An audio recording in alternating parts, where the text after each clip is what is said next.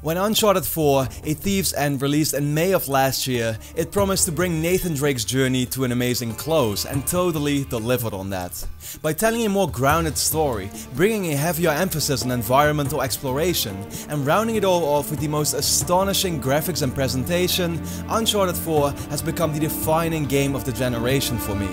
And while it delivered on being a fantastic finale for Drake, Naughty Dog had from the beginning made the promise that we could still expect just a little more from this universe. We never knew exactly what that meant, until now, with Uncharted: The Lost Legacy. What started out as DLC has become a standalone game that takes Uncharted 4's core and builds upon that with additional gameplay features, yet adds a completely new story, bringing back a fan favorite character that we all missed, Chloe Frazer. Now that I've finally beaten the game, I can gladly say the wait was worth it. Uncharted: The Lost Legacy is not only an attempt to take the series slightly more back to its roots, it's a beautiful adventure that above all proved to be an insane amount of fun.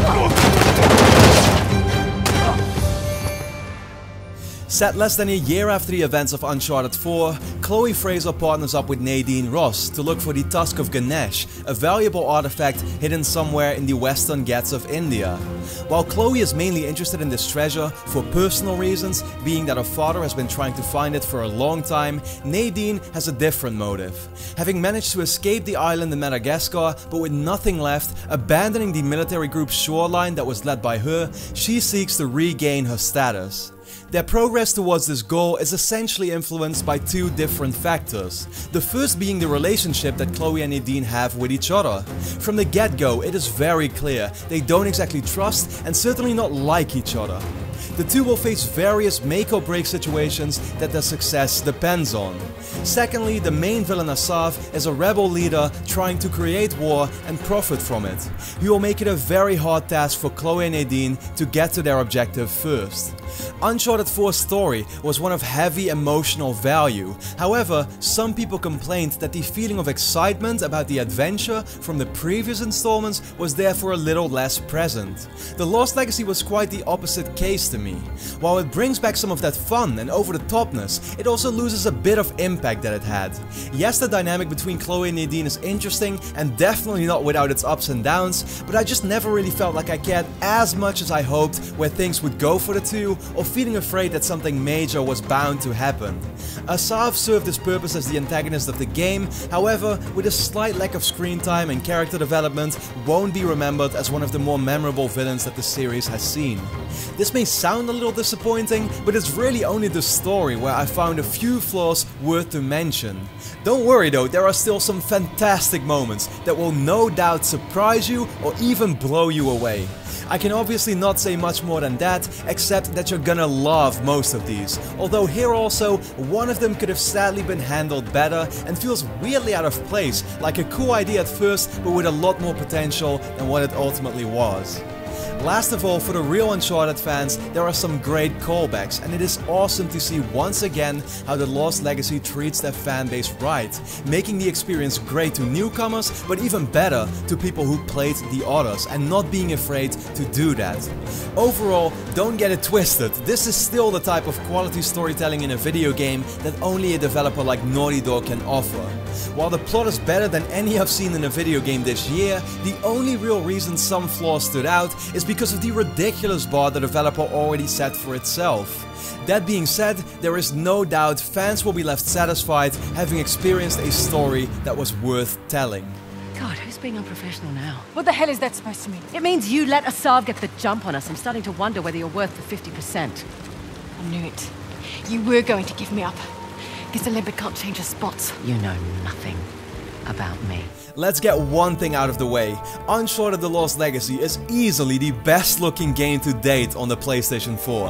I don't know how Naughty Dog manages to do it time and time again, but they somehow found a way to even slightly one-up Uncharted 4. That game already shined the most during its jungle sections, and with the Lost Legacy's focus on one similar main area, it takes full advantage of these settings. Texture quality and resolution may be similar, but with levels full of vegetation, beautiful art architecture and crazy vistas, you'll often find your jaw will be dropped. Thank God that instead of having a journal, Chloe actually takes pictures with her phone in this game, because trust me, you're gonna wanna revisit some of these moments. Of course, the photo mode is another great tool to enhance these pictures your way. The game also features a new soundtrack, composed by Henry Jackman, who returned after his debut last year. The music sounds great, with some very catchy tracks that are already stuck in my head. However, it was somewhat disappointing to see certain moments in the game feature songs from the original Uncharted 4 score, clearly indicating that the music was given just not enough care to have a large variety of tracks for all scenes. The animations, character models, voice acting and extra details are all top of the line, but I'm sure you don't even need to hear that anymore by now. I personally experienced the game with a very stable frame rate at 30 frames per second in 1440p upscaled on my PS4 Pro, though I've heard the game may be experiencing the occasional dips at times on the original PlayStation 4 models, which I can confirm.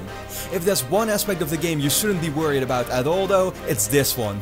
Naughty Dog has once again obtained an unmatched achievement in presentation across the board that, despite of a handful of minor bugs and issues, makes this game a technical masterpiece. Oh,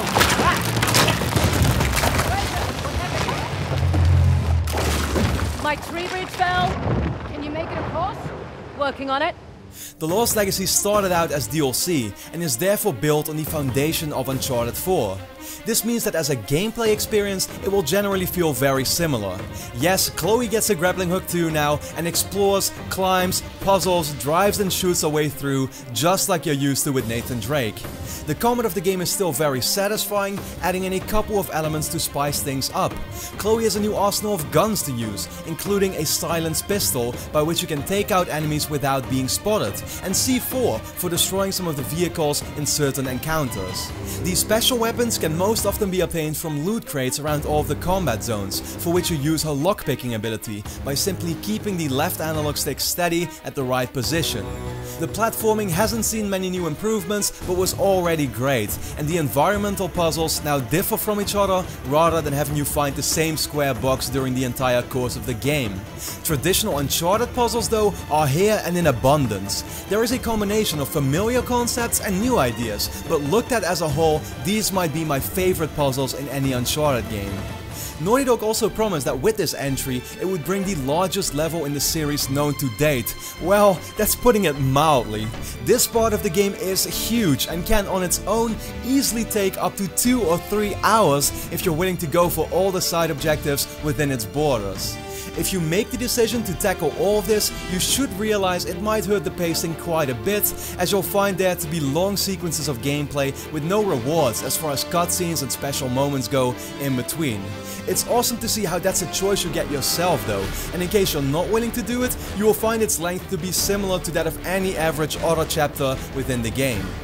Last of all, set pieces. I once again won't give away too much, but trust me when I say, The Lost Legacy has looked at everything Uncharted did in the previous games and stepped it up once more.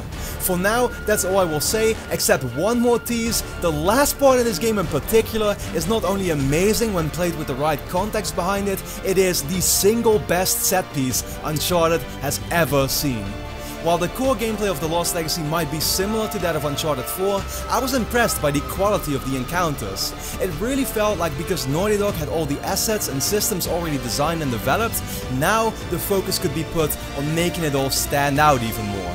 In that, they really succeeded.